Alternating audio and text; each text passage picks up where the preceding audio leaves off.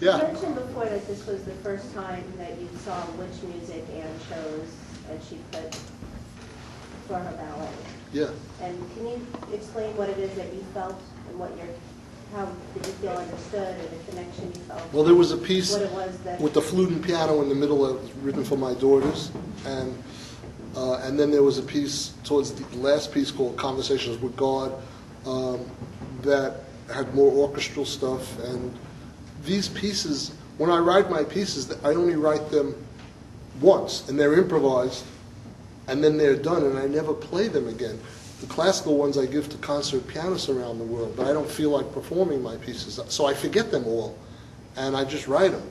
Now I'm hearing them, it like gives life to the music, because a lot of my music just vanishes after I write it, and I'm on to the next piece. So I was hearing in the rehearsal yesterday, just sitting and listening, these same pieces over and over, and I didn't really feel like the composer.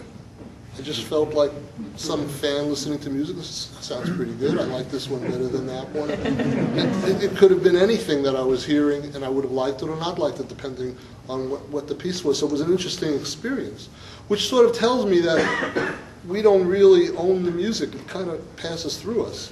That doesn't mean you shouldn't do your homework, you know. I'm a big believer in a lot of repetition when you practice your instrument or you're dancing or whatever it is. But ultimately, when you're creating at your highest, I think the music's bigger than us. At least I like to think so. My son has a question. I was wondering, what made you decide to come here? Well, it was this or Carnegie Hall, and I've played there already, so you know what I mean.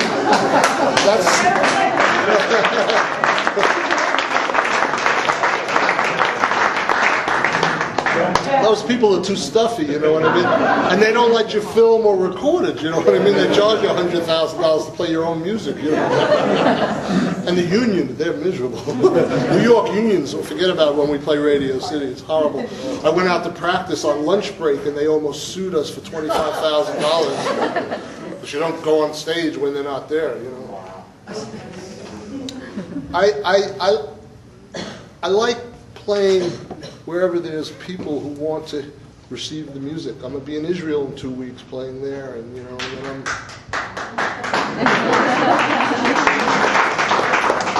I'm playing a party for some suicide bombers.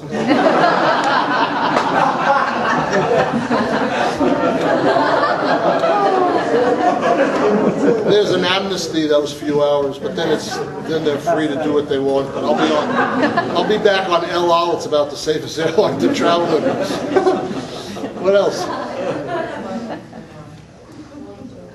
Some music? Yeah. Mike, I have a quick question. Oh. When you get ready to compose your music, how much of it is do you just sit down and play and compose, or do you have ideas when you sit down to do it? I usually get an intention. That's the whole piece in one, like, block, and then I play it all, and it's done. So there has to be an inspiration and intention, but I don't get the specifics particularly. Sometimes I'll get a key. And that's sort of when I started to realize the music is bigger than us, because there were times nothing comes out, and then times phenomenal stuff comes out, so I wondered what changed. It's not like I went back and practiced for 20 hours. I think we're subject to, there's many frequencies going on at all times, crazy ones and insane ones and beautiful ones and aesthetic ones, and sometimes you're lucky enough to pull in more aesthetic ones. Play a little? Yeah.